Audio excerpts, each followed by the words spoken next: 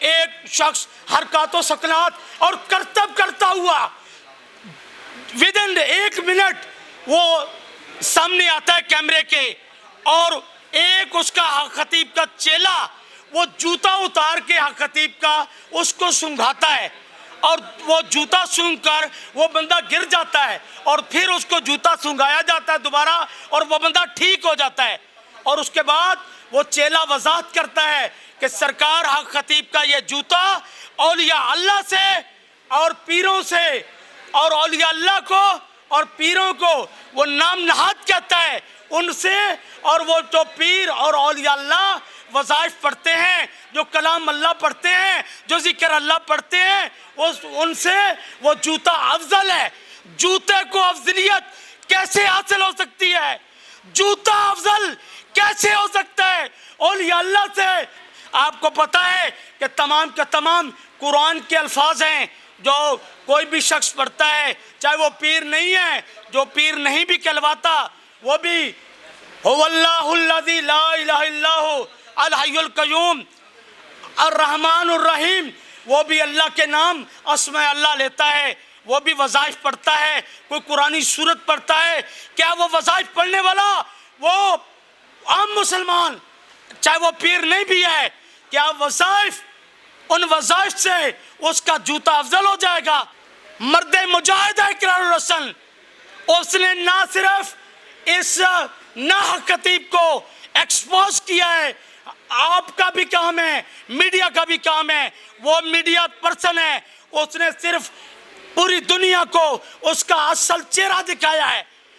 السلام علیکم ناظرین، میں ہوں میزبان عثمان اور آپ دیکھ رہے ہیں میرا پنجاب۔ ناظرین، اقرار الحسن اور حق خطیب کا تنازع جو ہے وہ بڑھتا ہی چلا جا رہا ہے۔ اقرار الحسن جو ہے وہ 24 مارچ کو کلر سیدہ جاتے ہیں اور وہاں پہ ایک جلسہ بھی کرتے ہیں، بہت ساری عوام جو ان کے پاس وہاں پہ جمع بھی ہوتی ہے۔ اقرار الحسن نے اپنے ولاگ میں شہریوں سے درخواست کی کہ آپ بھی جو ہیں حق خطیب کے خلاف جو ہیں FIR کروائیں اپنے اپنے شہروں سے۔ اس وقت میرے ساتھ ایک وکیل صاحب موجود ہیں جنہوں نے FIR جو ہے وہ بھی درج کروائی ہے اور یعنی کو لیگل نوٹس جو ہے وہ بھی کروایا ہے۔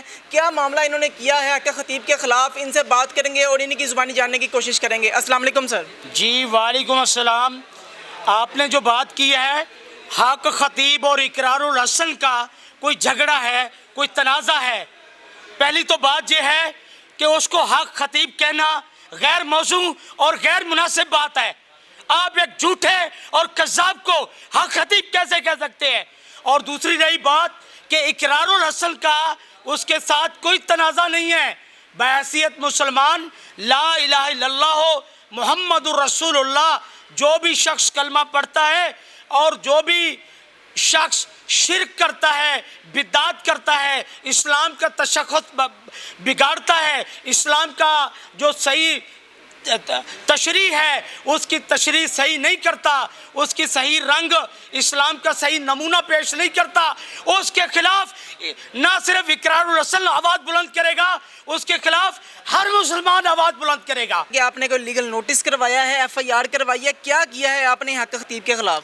میں نے بحیثیت مسلمان ایک ویڈیو دیکھی ہے جس کے اندر وہ اپنے اڈے کے اوپر ایک مجمع عام بٹھایا ہوا ہے، اور مجمع عام کے سامنے ایک شخص حرکات و سکنات اور کرتب کرتا ہوا ودن 1 منٹ وہ سامنے آتا ہے کیمرے کے، اور ایک اس کا حق خطیب کا چیلا وہ جوتا اتار کے حق خطیب کا اس کو سونگھاتا ہے، اور وہ جوتا سونگ کر وہ بندہ گر جاتا ہے، اور پھر اس کو جوتا سونگھایا جاتا ہے دوبارہ، اور وہ بندہ ٹھیک ہو جاتا ہے۔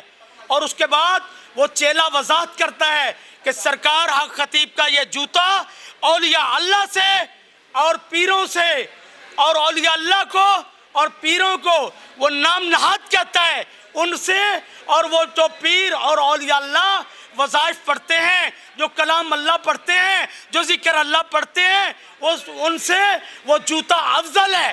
جوتے کو افضلیت کیسے حاصل ہو سکتی ہے؟ جوتا افضل کیسے ہو سکتا ہے؟ اولیاء اللہ سے، پیروں سے اور وظائف سے۔ وظائف آپ کو پتا ہے کہ تمام کا تمام قرآن کے الفاظ ہیں جو کوئی بھی شخص پڑھتا ہے، چاہے وہ پیر نہیں ہے، جو پیر نہیں بھی کہلواتا وہ بھی هو اللہ الذی لا الہ الا هو الحی القیوم الرحمن الرحیم، وہ بھی اللہ کے نام اسماء اللہ لیتا ہے، وہ بھی وظائف پڑھتا ہے، کوئی قرآنی سورت پڑھتا ہے.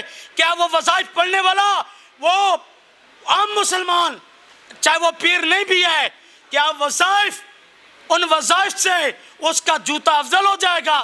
اس وجہ سے میرے جذبات مجروح ہوئے ہیں اور ہر مسلمان کو اس کے خلاف ایکشن لینا چاہیے، اس بنا پہ کہ وہ اسلام کا غلط رنگ پیش کرتا ہے اور اپنے آپ کو وہ تکبر کرتے ہوئے وہ شیطان کے نقش قدم پر چل رہا ہے.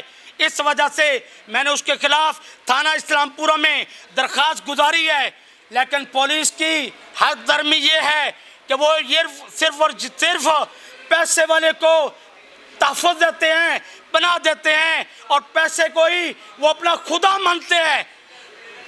اللہ کی بات کو، قرآن کو اور اللہ والے کو وہ اتنی ترجیح نہیں دیتے، جس کی بنا پہ میں نے معزز عدالتوں میں ایک پٹیشن دائر کی ہے جو کہ مدثر فرید کھوکھر صاحب کی کورٹ میں ہے، اور اس ناحق خطیب کو 20 مارچ 2024 کے لیے بلایا ہوا تھا لیکن وہ نہیں حاضر ہوا. 25 مارچ 2024 کے لیے بلایا ہوا تھا، وہ نہیں حاضر ہوا. اب اس میں 3 اپریل 2024 ڈیٹ مقرر ہے. اب دیکھتے ہیں کہ وہ حاضر ہوتا ہے یا نہیں ہوتا. بلوچستان میں اس کے خلاف ایک FIR درج ہو گئی ہے. لوگ جن کے ساتھ جو اپنے معذوروں کو لے کے، جو اپنے بیماروں کو لے کے اس کے اڈے پہ یہ امید لے کے جاتے ہیں کہ ہمیں یہاں سے شفا ملے گی، اور وہ اپنے آپ کو وہ شرک کرتے ہوئے اللہ کی خصوصیات وہ کہتا ہے میرے اندر ہیں، میں لوگوں کو شفا دیتا ہوں. میں کہتا ہوں سانحہ APS ہوا، اس کے معذور بھی ہیں، ان کو پھر شفا دے دے.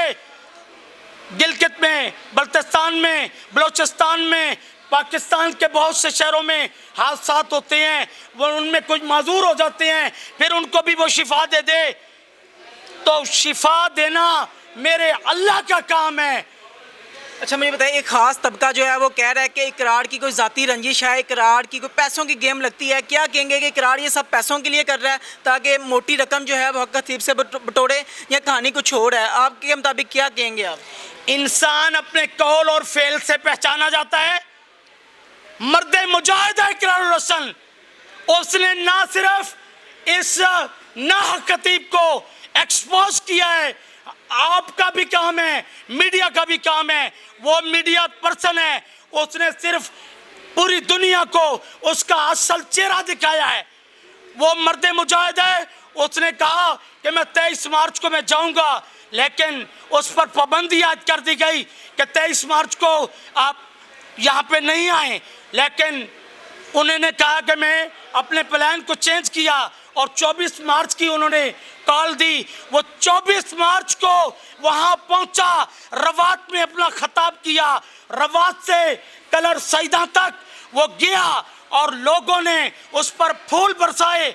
وہ لوگوں کو پیغام اللہ کا، قرآن کا، تبلیغ کا دینے کے لیے گئے کہ جو لوگ اس کے خلاف اس کے ڈسے ہوئے ہیں وہ اس کے خلاف آواز اٹھائیں، وہ اپنی قانونی کارروائی کریں، کیونکہ یہ خود جو حکیم بھی بنا ہوا ہے، طبیب بھی بنا ہوا ہے اور ڈاکٹر بھی بنا ہوا ہے. اتنی ساری اس کے پاس دولت آئی ہے، وہ کہاں سے اس نے اکٹھی کی ہے؟ کوئی ایسا حل ہو سکتا ہے کہ وہ دولت اس سے دوبارہ جو لی جا سکے یا کسی ٹرسٹ کو دی جا سکے؟ دولت اس نے بیچارے معذوروں سے، مجبوروں سے، جو اس کے معذور اور مجبور کے جو وارثان ہوتے ہیں، اس سے نظر نیاز کے نام پر اس نے اکٹھی کر لی، اور اکٹھی کر کے اس کا اربوں میں عام قیمت جو لگائی گئی ہے وہ اربوں میں ہے. لیکن میں کہتا ہوں اس نے خربوں اکٹھے کر لیے ہیں. اور میں یہ بات کہتا چلوں اور اس کو میں پیغام دیتا چلوں، قارون کے پاس خزانے تھے، قارون کے پاس خزانے تھے، لوگ اس پر رش کرتے تھے، لیکن اس کے خزانے بھی غرق ہو گئے، وہ خود بھی غرق ہو گیا. نہ وہ خزانوں کو بچا سکا، نہ وہ اپنے آپ کو بچا سکا، اور اس نے بھی غرق ہو جانا ہے. नाज़रीन, हक़ ख़तीब के हवाले से बहुत सारी चीज़ें जो हैं वो सामने आ चुकी हैं। आम आदमी जो है वो भी अपनी चीज़ें बताता है कि मेरे साथ क्या हुआ। मुल्ला लोग वो भी सामने आए, इसके अलावा मुफ्ती कराम जो है वो भी सामने आए, उन्होंने अपनी आवाज़ जो है वो बुलंद की। अब लॉयर बरादरी जो है, जो वकला हज़रात हैं, वो भी सामने आना शुरू हो गए हैं और उन्होंने भी पटिशन जो है वो दायर कर दी है। 2 दफ़ा जो है हक़ ख़तीब अदालत में पेश नहीं हुए, तीसरी दफ़ा जो है वो अदालत में पेश होते हैं या नहीं होते, ये तो वक्त बताएगा। आप हक़ ख़तीब के हवाले से क्या राय रखते हैं? और इकरारुल हसन जो एक अच्छा काम कर रहा है, जिसने स्ट्रगल की, वहाँ पे गया, अपनी जान जो है, अपनी जान की भी परवाह नहीं की, वहाँ पे गया, आवाज़ बुलंद की। अब आप लोगों का फ़र्ज़ बनता है कि आप भी अपनी आवाज़ बुलंद करें, इस वीडियो को शेयर करें ताकि ज़्यादा से ज़्यादा लोगों तक ये वीडियो पहुँचे। हक़ ख़तीब का जो चेहरा है, मकरू चेहरा है, वो बेनकाब हो सके। आप आखिर में क्या कहेंगे देखने वाली अवाम को, जो कि भली भाली अवाम है, जिनको अभी तक ये नहीं पता कि हक़ ख़तीब जो है वो क्या करता है। अभी तक उसकी जो करामात हैं, जो कि नज़र का धोखा है, सारा प्लान जो है उनकी तरफ से किया जाता है, लोग उसके धोखे में भी आ रहे हैं। उस अवाम को, बोली बाली अवाम को क्या मैसेज देना चाहेंगे? मैं ये मैसेज देना चाहूँगा कि सूरत अल बकरा आयत नंबर 1 अलिफ लाम मीम और आयत नंबर 2 ज़ालिकल किताबु ला रैब फ़ीह हुदल लिल मुत्तकीन और सूरह यासीन की आयत नंबर 2 यासीन वल कुरानिल हकीम, कसम है कुरान की जो हिकमत से भरा हुआ है, और ज़ालिकल किताबु ला रैब फ़ीह हुदल लिल मुत्तकीन। ये जो किताब है कुरान हकीम, ये बेनज़ीर किताब है, ये बेमिसाल किताब है, ये लारैब किताब है और मुत्तकीन के लिए हदायत वाली किताब है। खुदारा कुरान का मुतालिया करे, कुरान शिफा भी है, कुरान जो है रहमत भी है। कुरान से हम मदद लें, ना कि जेली इस ना खतीब की पास जाएं जो शिरक कर रहा है, जो बिदात कर रहा है, जो अकायद गलत अकायद पेश कर रहा है। खुदारा इससे बचें। नाज़रीन, आपने इनकी सारी गुफ्तगू सुनी है। आप अपनी जो कीमती राय है उसका इजहार कमेंट सेक्शन में ज़रूर कीजिएगा। इसी के साथ अपने मेज़बान को इजाज़त दीजिए। देखते रहिए मेरा पंजाब, तब तक के लिए अल्लाह निगहबान।